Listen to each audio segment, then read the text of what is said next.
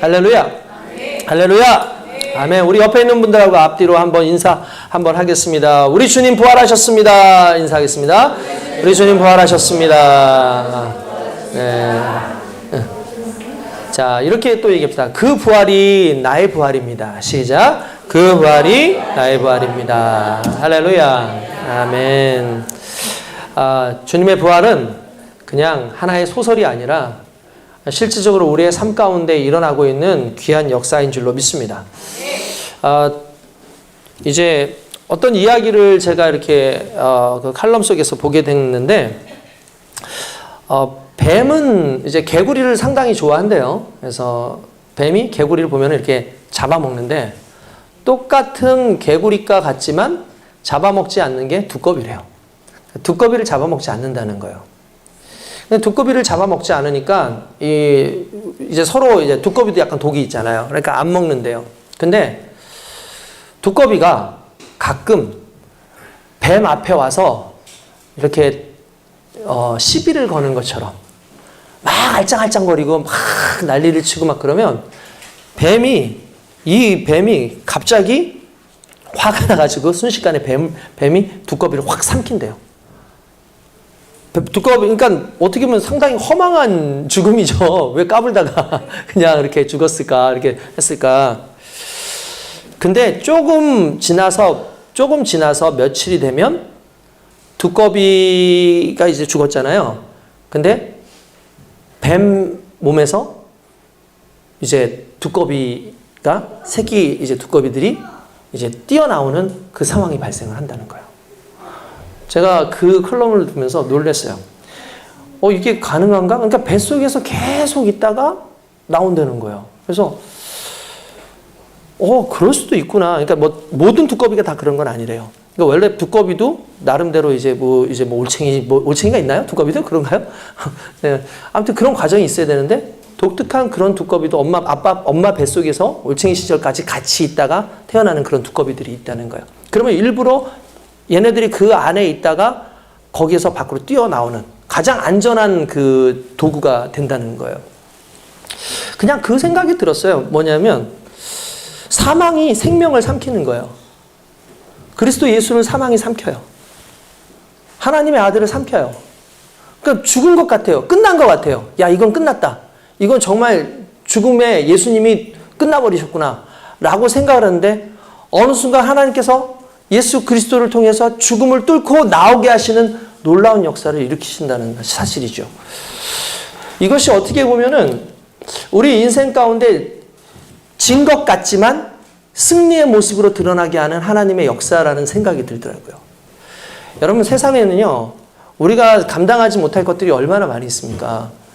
그것들이 우리의 삶을 삼키고 우리의 모든 것을 다 완전히 다 정복하고 사는 것 같은 그런 상황 속에서 나중에 지나고 보면은 그것을 오히려 통해서 하나님께서 역사하시고 그것을 통해서 하나님께서 하나님의 뜻을 이루시는 상황들이 얼마나 많습니까?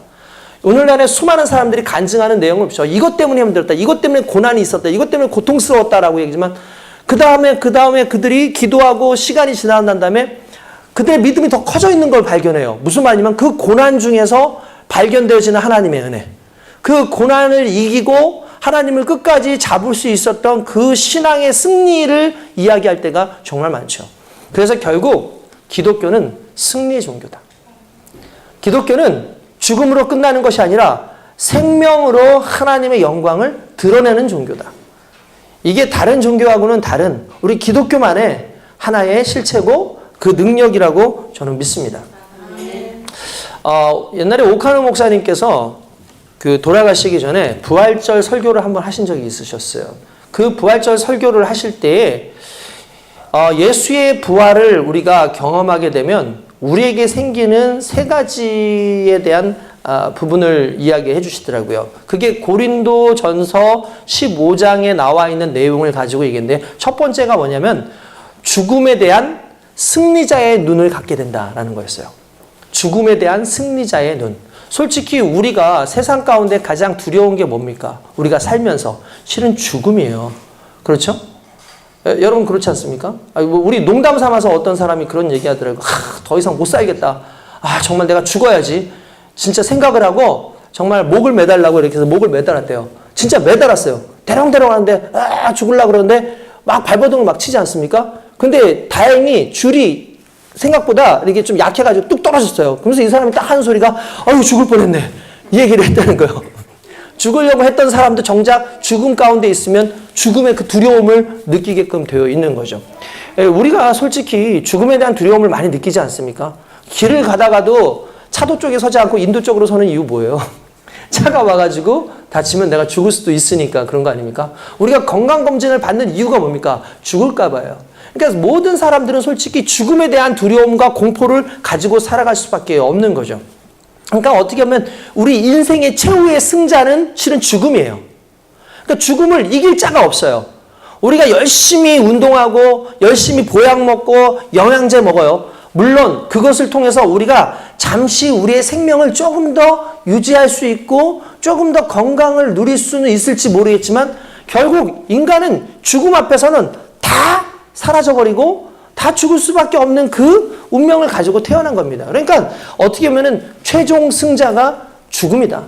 이거는 뭐 너무나 자연적인 삶 그 모습이라는 거죠. 그런데 중요한 건 그 죽음을 이긴 그리스도 예수를 통해서 죽음이라는 것도 결국은 패배할 수 있구나. 죽음을 패배시킨 분이 바로 예수 그리스도고 그 예수 그리스도의 부활이 바로 죽음을 이긴 사건이라는 거예요. 하나님이시니까 당연한 거 아니야? 하나님이시니까 당연한 거 아니야? 라고 우리는 그렇게 생각할 수 있죠. 그런데 성경은 하나님이시기 때문에 당연하다라고 표현하지 않고 죽음에 대해서 잠자는 자의 첫 열매라고 말씀을 하셨어요. 그러니까 무슨 말이냐면 첫 열매라는 말은 그 다음에도 계속해서 열매들이 나타난다는 걸 의미하는 거죠. 달리 말하면 예수님도 우리와 같은 인간의 모습으로 오셨기 때문에 죽음을 거부할 수 없는 분인데 그 죽음 가운데 예수님께서 부활하셨다는 사실, 그리고 그 부활하셨다는 사실이 또 우리에게 반복되어져서 주는 그 능력이 있다는 걸 의미하는 것이고, 그 말은 결국 예수 그리스도께서 죽음 가운데서 승리하셨다라는 것을 의미하는 겁니다. 그래서 그 이후에 우리 인생이 바뀐다는 거예요. 죽음을 보는 눈이 바뀐다는 거예요. 죽음에 대해서 패배자의 모습으로 보는 게 아니라 결국 우린 죽고 말지로 끝나는 게 아니라 죽음을 이기고 죽음 이후의 삶에 대해서 또한 죽음을 정복하고 다시 부활하신 그리스도 예수를 담는 그 자세로 죽음을 바라보기 시작한다는 거죠. 그러면 죽음에 대한 두려움이 사라진다는 거예요. 여러분, 우리가 많은 사람들이 예수님에 대해서 이야기를 하면서 예수님의 제자들에 대해서 이야기를 많이 합니다. 우리 자주 얘기하지 않습니까? 사람들이 부활에 대해서 끊임없이 이야기를 해요. 그러면서 부활이 뭐가 문제가 있다. 부활은 역사적으로 문제가 있다. 과학적으로도 문제가 된다. 그리고 이거는 옛날에 그 미신이 아니냐. 막 이런 여러 가지 많은 이야기들이 막 나오죠. 근데 그 가운데에서 많은 사람들이 아무리 그렇게 얘기해도 그리스도인들이 부활에 대해서 확신할 수 있는 이유는 그 제자들이에요. 결국 그 제자들이 순교예요. 예수님의 제자들이 죽음을 두려워하지 않는 거예요. 과거에는 죽음을 두려워하던 그들이 어느 순간에 죽음을 두려워하지 않고 죽음에 맞서요. 그리고 죽음을 맞설 뿐만 아니라 죽는 그 순간에 찬양해요. 죽는 그 순간에 찬양할 뿐만 아니라 많은 사람들에게 그리스도의 부활이 우리의 부활이라는 사실을 끊임없이 이야기한다는 거죠. 여러분, 생각을 해보십시오. 이게 쉬운 일입니까? 쉬운 일이 아닙니다. 특별히 예수님의 부활 사건이 주는 의미 속에서 가장 중요한 것 중에 하나가 뭐냐면 그들의 예수님의 가족들이 변화됐다는 사실이에요. 여러분, 이게 왜 중요한 거냐면 예수님의 제자들과 예수님의 가족들이 바라보는 예수님의 상이 달랐어요. 예수님의 제자들은 예수님을 바라보면서 뭐라고 얘기하죠? 주는 그리스도시요? 살아계신 하나님의 아들이십니다. 라고 얘기를 합니다. 그죠? 그러니까 예수님의 제자들은 예수님을 쫓아다니면서 예수님을 찬양하고 예수님에 대해서 칭송을 해요. 근데 예수님의 형제들은 뭐라 하냐면 그가 미쳤다. 그는 정신병자다. 이렇게 이야기를 합니다. 예수님에 대해서 가족들이, 그것도 가장 가까이서 봤던 가족들이 뭔가 이상한 거예요. 항상 말하는 것도 보면은 뭔가 좀 이상하고 하는 행동도 보면은 뭔가 사람들과 좀 다른 어떤 행동들을 하는 거죠. 일상적이고 보편적인 것에서 벗어났다라는 건 우리는 특이하다라는 개념으로 보면 좋은데 그 사람들의 입장에선 미쳤다. 이 사람은 정신병자다. 우리하고 함께 있을 수 있는 사람이 아니다. 심지어는 예수님을 불편해했어요. 많은 사람들이 예수 그리스도를 쫓아다니는데 예수 그리스도께서 나사렛 지역으로 왔을 때 주변의 사람들이 하는 소리가 내가 이 사람 이가 요셉의 아들인 것도 알고 그러는데 아니 그가 여기 와가지고 선지자라고 얘기하고 있고 자기를 하나님의 아들이라고 얘기하고 있으니 웃긴다 그러면서 예수님을 돌려치려고 하는 그런 상황들이 발생하죠. 그때 예수님께서 유유자적 그냥 지나쳐가는 그런 상황들이 나오지 않습니까? 그러니까 누가 제일 불편했겠어요? 예수님의 가족들이 제일 불편한 거예요. 그러니까 예수님의 가족들이 너무 불편하죠. 그래서 예수님을 멀리합니다. 근데 예수님이 죽으셨어요. 그리고 예수님이 부활하셨어요. 부활하신 이후에 그들의 제자들과 그들의 가족들에게 나타나십니다. 가족들이 바뀌었어요. 변했어요. 살아있을 때 예수님은 그냥 우리에게 불편한 존재고, 살아있을 때 예수님은 우리의 방해자고, 살아있을 때 예수님은 미친 사람이었는데, 부활의 예수님은 생명의 주님이셨어요. 부활의 주님은 우리가 믿고 따라갈 수 있는 분이라는 걸 경험하게 된 거죠. 결국 그 경험의 사건을 통해서 죽음을 이기신 예수 그리스도가 단순히 우리의 형제가 아니라 그분은 하나님이고 그분은 우리의 주님이다라는 사실 앞에서 부활은 절대적 권위를 가지고 있는 겁니다. 여러분 생각을 해보십시오. 아무나 예수님의 죽음처럼 본인들도 죽을 수 있겠습니까? 안 돼요. 이건 될 수 있는 게 아니에요. 그러면 누구만 가능한 겁니까? 예수님의 부활을 본 사람만 죽음을 두려워하지 않고 갈 수 있어요. 할렐루야.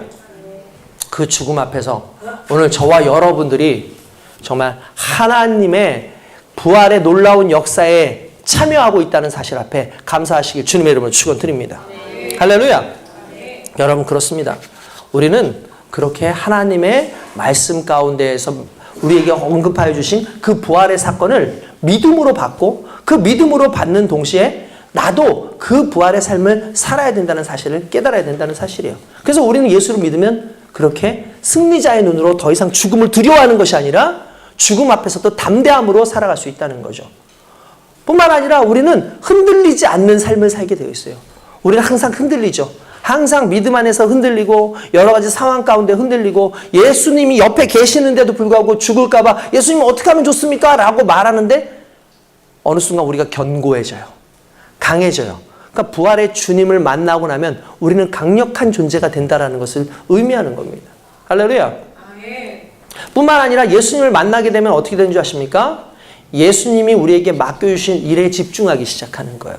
그게 사명자의 정신인 거죠. 그러니까 부활은 우리에게 큰 의미를 줍니다. 예수 그리스도의 사역을 우리에게 다시 전해주시는 거예요. 그리고 그 사역을 감당하게 하시는 거죠.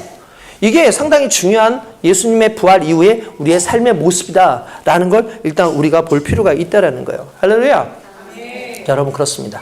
그렇기 때문에 예수 그리스도의 부활을 일단 말씀적으로 봤을 때에는 우리에게 세상을 바라보는 승리자의 눈을 갖게 하고 또 세상 속에서 흔들리지 않게 하고 또한 주의 사명을 감당하게 하는 힘을 주신다라는 사실을 일단 우리가 알아야 됩니다. 여기에서 그러면 한 단계 더 나아가 봅시다. 그게 뭐냐면은 이런 거예요. 그러면 부활이 그렇게 된다는 건 알겠는데 그러면 그것이 과연 나에게는 무슨 삶의 의미가 있을까를 좀 볼 필요가 있다라는 거죠.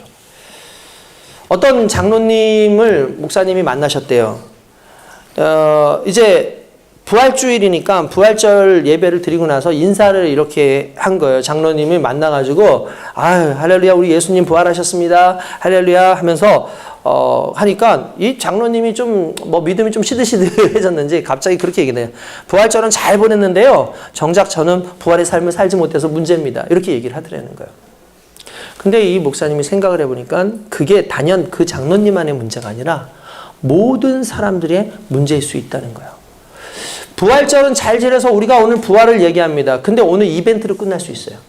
오늘 부활절 예배를 드리고 여러분들 일상 속에서 부활을 잊고 살 수 있습니다. 그러니까 또 다음에 부활절이 왔을 때에 똑같은 고백을 할 수밖에 없는 그런 상황들이 발생할 수 있다는 거죠. 왜 그렇습니까? 부활을 살질 않아요, 우리가. 여러분, 우리는요, 부활의 삶을 살려면 먼저 삼중 부활을 믿어야 됩니다. 그게 뭐냐면 첫 번째가 역사적 부활이에요. 십자가 부활을 역사적 사건으로 믿는 겁니다. 이게 상당히 중요합니다. 전에 여러분들한테 말씀드렸던 이야기 있습니다. 포스트 모던 신학의 특징이 뭐냐? 그건 의미를 중요시 여겨요. 의미를. 여러분, 의미를 상당히 중요시 여겨요. 여러분, 의미를 중요시 여긴다는 게 무슨 말일까요? 포스트 모던 신학이라고 하는 신학이 있습니다. 이 사람들은 이제 상당히 중요한 것을 이야기할 때 부활에 대해서도 이야기하면서 그 부활의 의미를 많이 따지려고 해요. 왜냐하면 과학적으로 증명하기도 쉽지 않고 무론적으로 나오는 건 성경 이외에 다른 내용들이 잘 나오지 않으니까 이 부분에 대해서 무언가 얘기를 하고 싶어도 얘기를 할 수가 없으니까 이 사람들이 나름대로 합리적으로 이야기를 하는 게 이렇게 얘기합니다. 부활은 그 의미가 너무 중요하지 않냐. 부활의 의미가 중요하지 않냐. 그러니까 여러분 이런 거죠. 답을 얘기하기 힘들어요. 답을 사람들한테 설명하기가 힘들어요. 그러면 가장 좋은 방법이 있어요. 문제를 바꾸면 돼요. 그죠? 문제를 바꾸면 되는 거예요. 예수님이 역사적으로 존재하셨던 분입니까? 라는 그 말을 사람들이 물고 올 때 이렇게 바꿔버리면 돼요. 예수님의 죽으심, 예수님의 부활하심은 그 자체보다 중요한 게 의미입니다. 그럼 예수님의 의미가 뭡니까? 라고 물어보기 시작하면은 어느 순간 은혜되는 것들이 상당히 많이 나와요. 은혜되는 것들이. 근데 중요한 건 여러분들 전에도 얘기했지만 부활은 의미의 중요성보다 사실의 중요성이 더 확실한 거예요. 예수님의 부활이 사실이었기 때문에 오늘 저와 여러분들이 구원을 받는 것이지 예수님의 부활이 그냥 의미적으로 얘기하면 마치 옛날에 한 교훈. 여러분들 우리 전래동화 같은 거 보십시오. 잘 아시겠지만 전래동화들 대부분 권선징악 아닙니까? 착하게 살면 복 받는다. 나쁜 놈들은 벌 받는다. 이런 내용들이잖아요. 근데 그 중에서 호랑이 나오는 이야기, 호랑이가 말 거는 이야기 다 실제로 말이 안 되는 거잖아요. 가짜잖아요. 근데 사람들은 거기에서 뭘 찾아요? 교훈, 의미를 찾죠. 예수님의 부활을 의미로 두게 되면 사건의 힘이 줄어드는 거예요. 그러면 의미를 더 부각시키는 순간에 사실이라고 하는 것이 힘이 약해진다고요. 근데 우리의 구원은 예수 그리스도의 부활의 사건이라는 거예요. 할렐루야. 부활은 의미가 아니라 사실이어야 힘이 있어요. 부활이 사실일 때 우리에게 구원이 있고 우리의 죄 문제가 해결되는 겁니다. 부활은 의미가 우선이 아니라 사실이 우선이어야 능력이 있다는 거예요. 그것은 사실이라는 것을 확실하게 말해주고 그것을 따라서 살아가는 인생이 될 때에만 가능해진다는 거죠. 할렐루야. 여러분 그렇습니까? 안 그렇습니까? 여러분 그렇잖아요. 실제로. 그래서 부활에 대해서 일단 첫 번째로 무슨 부활? 역사적 부활. 예수님의 십자가 부활이 역사적 사건이라는 것을 일단 믿고 시작해야 부활의 의미가 생겨요. 할렐루야. 그리고 두 번째가 뭐냐면 부활은 실존적 부활이어야 돼요. 실존적 부활. 이게 무슨 말이에요? 어려운 말 아닙니까? 그러니까 이런 거죠. 여러분 보십시오. 십자가의 부활이 성령의 역사로 인하여 나의 십자가, 나의 부활 사건이 됨을 믿는 거예요. 무슨 말이냐? 전에도 얘기했죠. 왜 성도들이, 왜 제자들이 예수님이 부활했음에도 불구하고 그냥 다 흩어져 버렸을까? 예수님 부활했는데 다 흩어졌어요. 아시잖아요. 예수님 부활을 믿지 못해요. 예수님 부활하셨음에도 불구하고 그걸 별로 그렇게 중요시 여기지 않고 다 흩어져가지고 다시 베드로 같은 경우는 어부가 돼가지고 그물질하러 가고 그러지 않습니까? 그렇죠. 나사로가 다시 살아났을 때에 나사로의 이야기는 그냥 나사로의 이야기로 끝나고 그 다음에 그 이야기가 나오지 않아요. 예수님께서 죽은 자를 살리는 이야기 나오지 않습니까? 그걸로 끝나고 또다시 제자들한테서 언급되지 않아요. 예수님이 살아나셨어요? 근데 중요한 건 예수님이 살아나셨음에도 불구하고 제자들이 그걸 별로 그렇게 중요시 여기지 않고 다 흩어져 버려요. 다 흩어져 버려요. 이유가 뭐냐는 거죠. 간단해요. 예수의 부활이 도대체 나한테 무슨 의미냐는 거예요. 이게 중요해요. 이 해석이 필요한 거예요. 그러니까 예수의 부활이 도대체 나한테 무슨 의미냐. 여러분 모든 건 다 그래요. 사람들은 다 그래요. 나한테 의미 없으면 그냥 스토리예요. 근데 그게 나한테 의미가 있을 때 내 삶이 되는 거예요. 예수 그리스도의 부활이 알겠어. 그래 부활하셨는데 그게 나랑 뭔 상관이 내가 돼버리는 거예요. 여러분 이게 큰 문제일 수 있죠. 예수님의 그 삶이 도대체 나한테 무슨 의미가 있는데 그게 무슨 의미인데? 라고 얘기할 수 있겠죠. 그렇지 않습니까? 근데 여러분 예수님의 부활의 의미가 뭡니까? 예수님의 부활이 가지고 있는 강력한 힘, 그 사건 힘, 누구든지 예수를 믿으면 같은 부활 안에 있다는 거예요. 제자들이 그걸 몰랐어요. 그러니까 예수님의 부활이 나의 부활까지 오는 그 시간이 걸린 거예요. 예수님의 부활이 나의 시간까지, 나의 부활까지 연결되어지는 연결점을 찾지 못한 거예요. 자, 그럼 여러분들한테 물어보겠습니다. 여러분들 인생 가운데 예수님의 부활을 믿으십니까? 그러면 한 가지 물어볼게요. 예수님의 부활을 어떻게 단언할 수 있어요? 여러분들의 부활이라고. 말씀으로, 그냥 믿음으로, 난 믿으니까. 할렐루야, 믿으니까. 근데 실은 성경은 정확하게 말하고 있는 게 있어요. 그 뭐냐면 성령이에요. 왜 우리가 성령 충만을 받아야 되느냐? 사도행전에서 왜 갑자기 성령의 충만함이 우리에게 내려왔느냐? 간단합니다. 예수의 부활이 너희의 부활이야라는 걸 설명해주는 누군가가 필요한 거예요. 성령께서 우리 가운데 오셔야 되는 이유가 그겁니다. 여러분들이 왜 맨날 좀 미지근한 신앙생활을 하는 줄 아십니까? 여러분들이 신앙생활 하면서도 내가 하나님이 계시는지 없는지 맨날 의심하고 고민하는 줄 아십니까? 예수의 영이셨던 성령이 우리 안에 오셔서 예수의 영으로서 말씀해 주시고 증거해 주셔야 되는데 그 과정이 없는 거예요. 그래서 우리가 성령 충만을 받아야 되는 거예요. 그래야 우리가 예수 그리스도를 나의 영으로 온전히 믿을 수 있는 겁니다. 성경이 그것을 이야기하는 거예요. 성경이 그것을 끊임없이 이야기하고 있는 거예요. 예수님께서 제자들에게 말씀하십니다. 예수님께서 40일 동안 그들을 가르치셨죠. 이렇게 저렇게 하셨죠. 그들 나름대로는 예 알겠습니다. 주님 열심히 사역할게요. 그런데 이래요. 야 됐고 조용히 하고 너희는 가만히 있어. 예루살렘을 떠나지 말고 가만히 있어. 얼마 있지 않아 아버지께서 약속하신 성령이 너에게 오실 거야 라고 얘기하는 거예요. 그러니까 이 사람들이 성령이 누군지도 모르겠고 예수님까지는 알겠는데 성령이 오신다는 게 무슨 의미인지 몰랐잖아요. 그런데 갑자기 오순절날 120명의 이 예수님을 따르던 이들이 마가의 다락방에 다 같이 마가의 다락방으로 추정을 해요. 마가가 그 당시에 부자였어요. 부자였고 그렇게 많은 사람들을 같이 이렇게 수용할 수 있는 공간은 마가의 집밖에 없었던 거예요. 그러니까 또 다락방 그러니까 우리가 생각하기에 우리 옛날 다락방은 어떻습니까?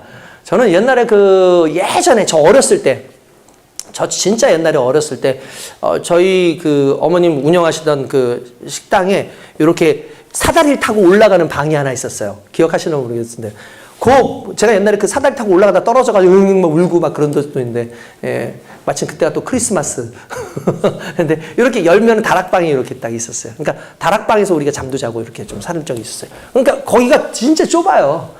근데 그 다락방을 만든다는 건 여러분 쉬운 게 아니거든요. 실은 여기서 말하는 다락방은 다락방이 아니라 이스라엘의 그 건물 구조는 그냥 집이 있고요.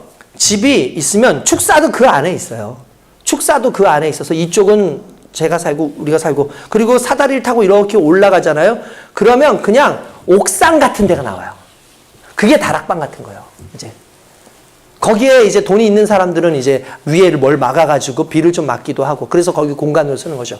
그러니까 거기에 다 모여가지고 120 문도들이 막 거기에 멈춰서 기도하기 시작을 하는데 그때 갑자기 하늘에서 성령께서 그들에게 임하시면 성령이 충만함이 나오는데 입에 혀가 마치 불이 갈라지는 것처럼 불이 갈라지는 것 같은 성령의 역사가 확 오는데 갑자기 방언을 하기 시작을 하는데 거기 있는 사람들 가슴이 뜨거워졌어요. 성령의 충만함을 받은 거예요. 근데 더 놀라운 건 무엇인지 아십니까? 갑자기 그들이 일어나서 밖으로 나가는 거예요. 밖으로 나가더니 이렇게 외칩니다. 우리 예수께서 부활하셨습니다. 예수님께서 부활하셨습니다. 예수님은 살아계십니다. 그 살아계신 예수 그리스도께서 여러분들에게 똑같은 생명으로 부활을 허락하셨습니다라고 외치기 시작하는 거예요. 아니 이 겁쟁이들이 이 예수를 몰랐던, 예수를 부활한 걸 봤음에도 불구하고 예수를 증거하지 못했던 이들이, 왜냐하면 성령이 오시니까 그 부활의 의미를 깨닫게 된 거예요. 간단합니다. 예수님께서 사역하시는 그때 성령은 함께 하셨어요. 예수님께서 십자가에 달려 돌아가시는 그때에도 성령은 함께 하셨어요. 예수님께서 부활하시는 그 순간에도 성령은 함께 하셨어요. 그때에 그 성령이 우리에게 오셔서 예수님이 사역할 때의 그 사역, 예수님께서 십자가에 달리셨을 때의 그 죽음, 예수님께서 부활하셨을 때의 그 부활을 똑똑히 알려주시고, 그 부활이 내가 너에게 왔다라는 건 그 부활이 너의 것이라는 걸 의미하는 거라는 걸 알려주신 거예요. 할렐루야. 그 놀라운 사건, 그 놀라운 능력을 결국 성령의 충만함 가운데 갖게 되는 거죠. 그러면 여러분들 생겨나는 게 뭔지 아십니까? 바로 우리가 증인의 삶을 사는 거예요. 여러분 보세요. 전에도 말씀드렸죠. 증인이 되려고 그러면 어떻게 해야 된다고요? 봐야 돼요. 또 듣든지 경험을 해야 되는 거예요. 성경에서도 보면은요. 신약에 들어와서 그러니까 성경에서 증인이라는 단어가 한 75회 정도 나옵니다. 물론 증인이라는 단어가 상황에 따라서 여러 가지로 사용될 수 있죠. 그런데 신약에 들어와서 증인이라는 단어는요. 사도행전에서만 13번이 나와요. 그 중에서도 11번이 예수에 대한 증인인데, 그 예수에 대한 증인도 그냥 예수님 증인하는 게 아니라 예수의 부활을 본 자로서 경험한 자로서의 증인이었다는 사실이에요.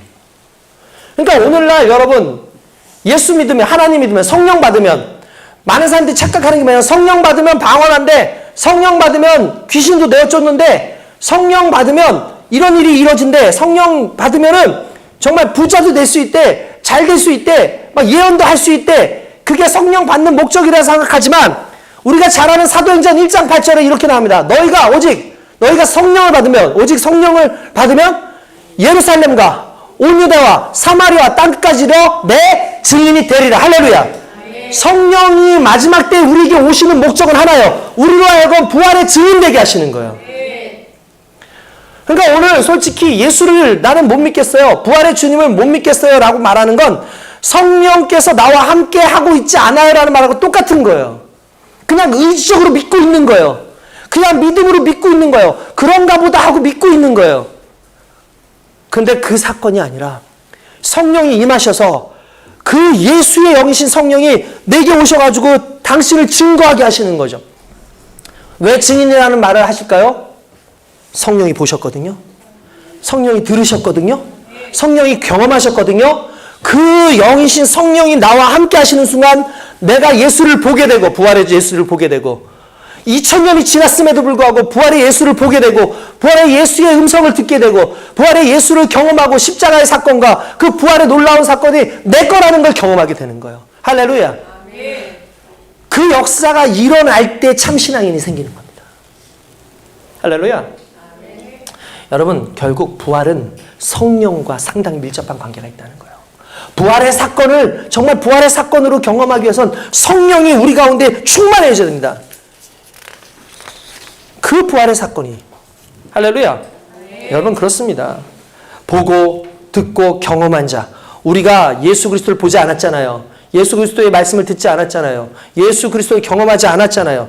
그런데 예수 그리스도를 경험하고 나면, 예수 그리스도의 성령을 경험하고 나면 그 다음부터는 예수의 삶을 살아요. 우리가. 왜 나는 맨날 예수의 삶을 살지 못할까요? 맨날 패배자처럼 살까요? 왜 그럴까요? 뭐 다른 데서 찾을 필요 없습니다. 우리가 성령의 충만함 가운데 성령의 지배되는 인생을 살지 않기 때문에 그런 거예요.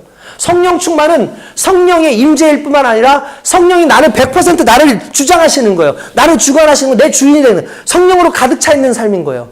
그 충만의 개념이 우리 속에 오면 그걸 그냥 있을 수가 없어요. 왜냐하면 성령은 예수를 증거하는 영이시라고 그러셨거든요.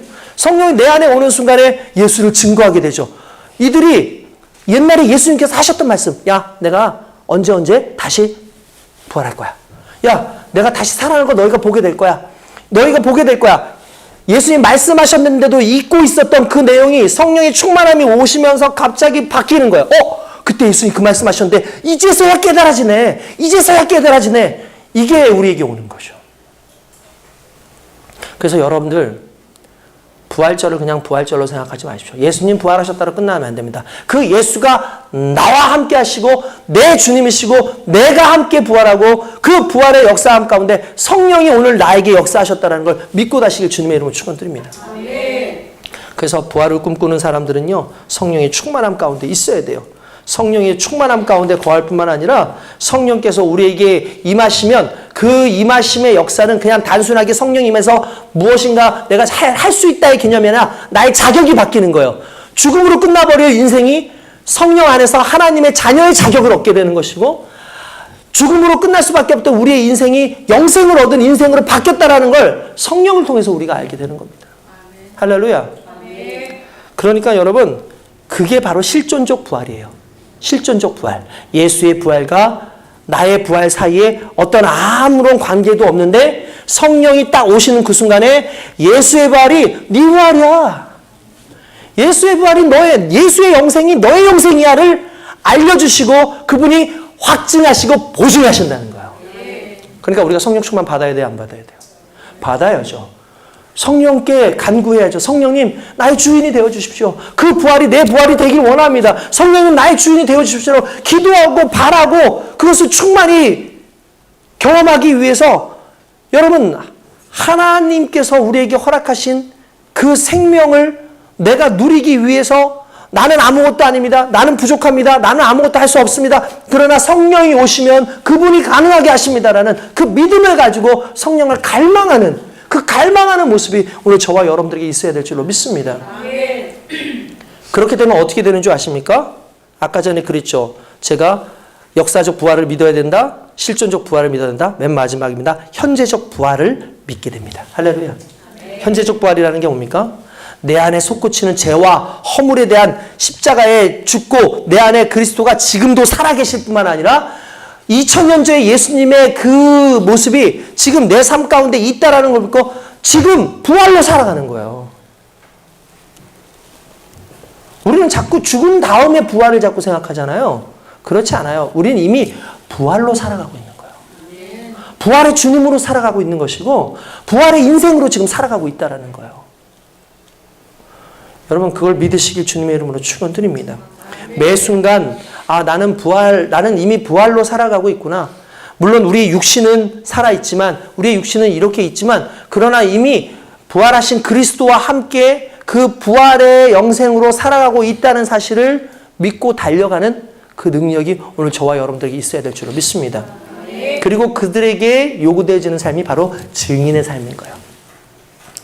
부활을 증인하는 거죠. 우리는 십자가에 달린 예수, 역사하신 예수, 죽은 자를 살리시는 예수를 증거하지만 실은 우리가 가장 포커스를 맞춰야 되는 게 뭐냐면 살아나신 예수예요. 누군가를 살리시는 예수, 누군가를 고치시는 예수, 누군가에게 말씀하시는 예수가 아니라 당신이 살아나시는 거죠. 그 예수를 믿는 거예요.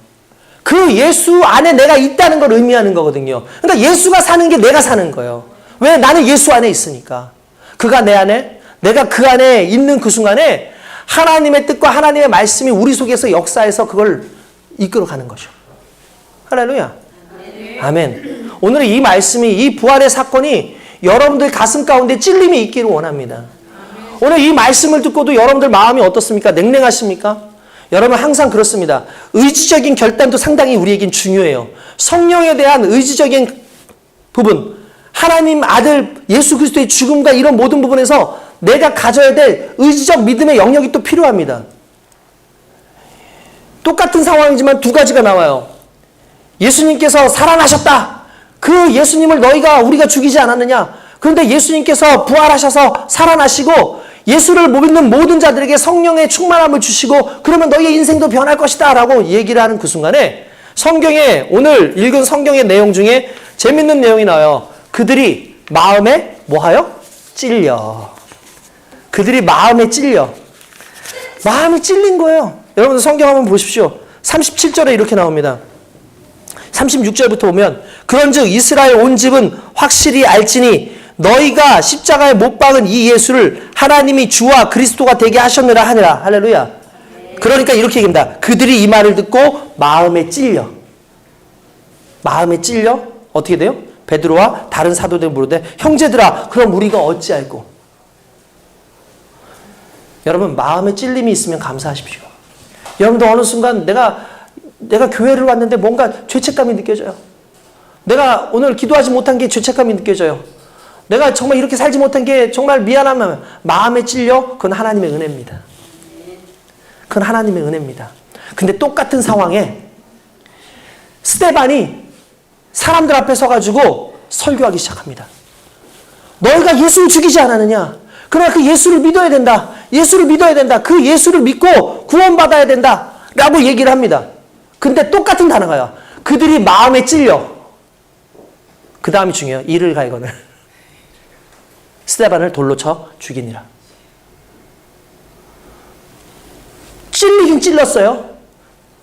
찔린 어떤 사람들에겐 그것이 회개로 나오고 찔린 어떤 사람들에겐 그것이 하나님께서 주신 기회라고 여기지만 어떤 사람들에게는요 그 찔림이 아픔으로 다가와요. 그 찔림이요 자기를 보호하고 싶은 본능으로 다가가게 되고 그 찔림이 뭔가 자기를 부끄러워하고 자기 죄를 드러나고 사람들 앞에서 부끄러운 걸 드러나게 돼요. 그러니까 어떻게 돼요? 원천적으로 그 찔림을 준 존재를 눌러버리고 싶고 죽여버리고 싶은 마음들이 생긴다는 거죠.